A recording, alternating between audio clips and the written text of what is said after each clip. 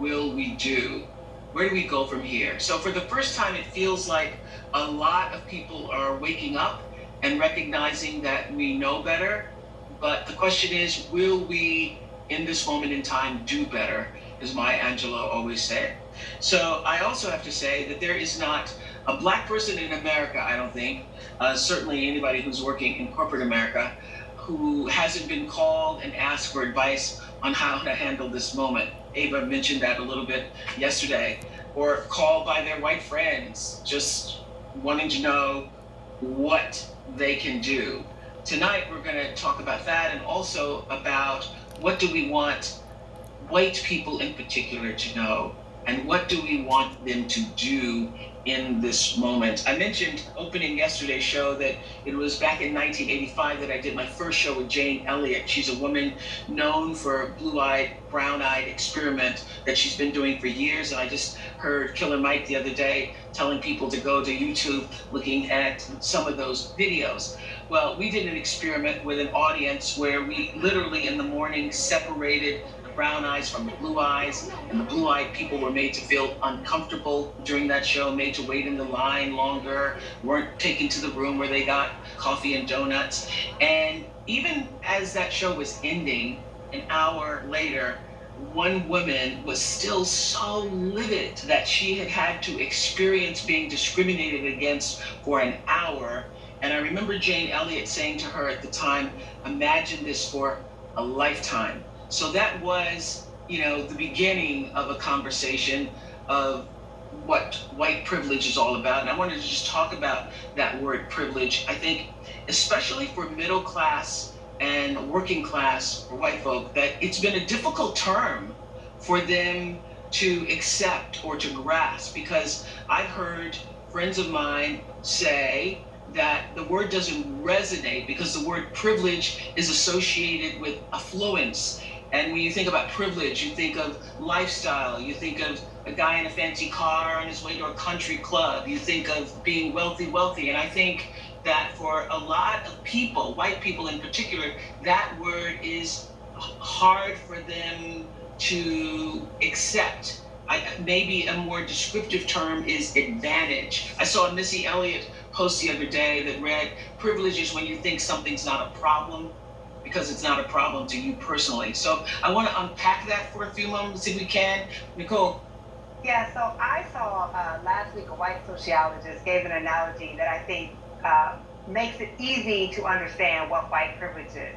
And what she said is, white privilege is swimming in a stream, and you're swimming in the direction that the stream is going. You're swimming along with the current. It doesn't mean that you're not working hard. It doesn't mean that you're not struggling, but you're swimming along in the current. And that the black experience is working hard and swimming against the current. That we're having to paddle harder, we're having to work harder, and oftentimes we're being pushed back by that current. So it's not that no poor white person exists. It's not that white people have never struggled, but they're struggling in a system that is built to move them forward. We are struggling in a system that is built to push us back. Mayor Bottoms. So you think of the words of Paul Laurence Dunbar, we wear the masks, grins and lies, and hides our cheeks and shades our eyes. That's the beauty of this moment. For the first time in my lifetime, Black people across America are able to unapologetically say we are angry and we are frustrated and we are hurting. But I think in the same way, white people across America are unapologetically able to say, I am ignorant and perhaps I am complicit.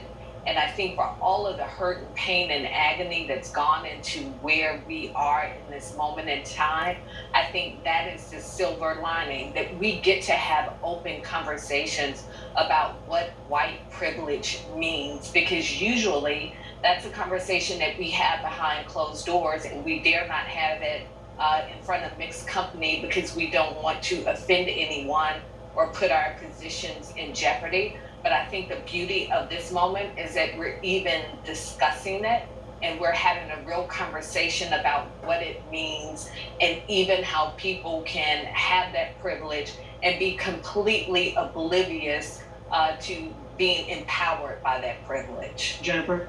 So white privilege is when you're protected by state actors, and when the systems in society are there to work for you and not against you. So when we think about white privilege in that way, and then you pair that with the fact that white people are not taught to see color, right? So at the same time there's privilege, there's also just like not acknowledging race or not acknowledging color. And researchers have shown that by the time children are 10 years old, they already know, white children, it's not polite to talk about race. You're not supposed to do that. Nothing good will come from it.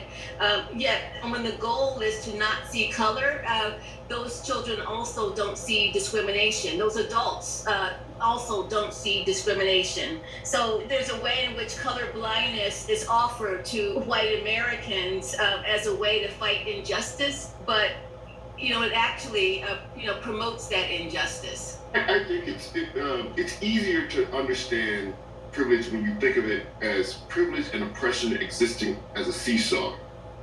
You are only up because I am down. That privilege is a relative position. If there was no oppression, there would be no privilege. And you have to understand privilege as being not only personal, but communal. If your community had people in it who experienced the privilege, they had wealth, they could donate to the hospital, they could donate to the school, they could keep the streets safe, they could build the park. That's the communal privilege. That even if your family experienced struggle, the community did not. Privilege also exists as a possibility in the sense that when the intergenerational accumulation and transference of wealth was prohibited to some people, it was not to you.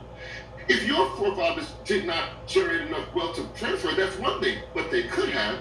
There was a possibility of privilege that was actively denied to my great-grandfather. He worked on that sharecropping. He earned the money to buy that house. And they sent the terrorists and they shot through it, and his wife left because she didn't want her kids to get killed, and he had to make a choice. Do I stay and fight for this land that I have earned, or do I leave and follow the woman that I love? And he chose love. But there's an active barrier to the accumulation and transference of intergenerational wealth. That too is a privilege. Okay, Professor Kendi. We're talking about what we spoke about last night, this history of racist power and policy. And then the question becomes fundamentally, I think, and we Americans don't want to answer this question. We don't want to break it down in just this simple way, is that you have people who have been arguing from the beginning of this country that the racial problem is black people. There's something wrong with them. And what we've been saying is no, from the beginning of this country, the problem then, just like the problem now, is power and policy. And so if you believe the problem is black people, then you're going to go around trying to figure out ways to either civilize or incarcerate or segregate or even deport black and even brown people. But if you realize that the problem is policy and power, because there's nothing wrong with black people, there's nothing inferior about black people, then you're going to focus on changing power and policy. Oh, sorry, the other way here, just jumping in. I think with what Kendi just said there about it seeming like we as black people are somehow the problem to be solved, what is also not being acknowledged is that baked into the inception, the foundation of America as a country is this white privilege. We were stolen from a continent and brought here, and that knee on the neck started there. But also foundationally, America was built with a knee on the neck of the Native Americans. It happened to the Mexicans as well. It is something that this country is built on. I think what's happening in this moment is that there is a widespread acknowledgement that something is fundamentally wrong. If we can reach a consensus on that fact, what went wrong? There is a sin baked into this country and how it was built. And one of the asks I have, and there are plenty of people in this panel who are going to have great things to say about policy and socioeconomics, but I want to go to a spiritual place. One of my asks is, can we reach a consensus that this country needs to repent it needs to repent of that sin. The church in this country, so many people in America identify as Christians. We've done this thing whereby religion and politics have become conflated, and so therefore the idea of repenting, the idea of embracing the fact that there is something wrong with America when it comes to race has now been tied to politics and tribalism. But in this moment, when I have white people calling me in tears, and I am now feeling the need to help them through their pain, which of course is a completely confusing thing, what really needs to happen is that you need to gather with your fellow white people, recognize that you are beneficiaries of this sin. You need to repent of it, whether you're a believer from a religious point of view or not. You have to come to a place of repentance in order for there to be salvation beyond it. I don't think anybody understands what you mean, particularly if you're a white person. You're saying repent. Repent of what, David? Repent of the original sin. And what I mean by that is that this privilege is baked into everything. Reverend Barber? There are three ways history changes in this country: war, economic downturn, and massive moral social movements. That's how it changes. And we're in the midst and pandemics. 4 ways: pandemics, war, economic downturn, and moral social movements. We have 3 of them happening right now. We have a pandemic, we have an economic downturn, a depression, whether we like it or not, we're headed there, and we have massive moral outrage. Now, I've been working with the Poor People's Campaign, a national call for moral revival, and on June 20th, the way we're getting at this is we're bringing white and black and brown and gay and straight and trans people together to agree that there are some fundamental wrongs we all have to address.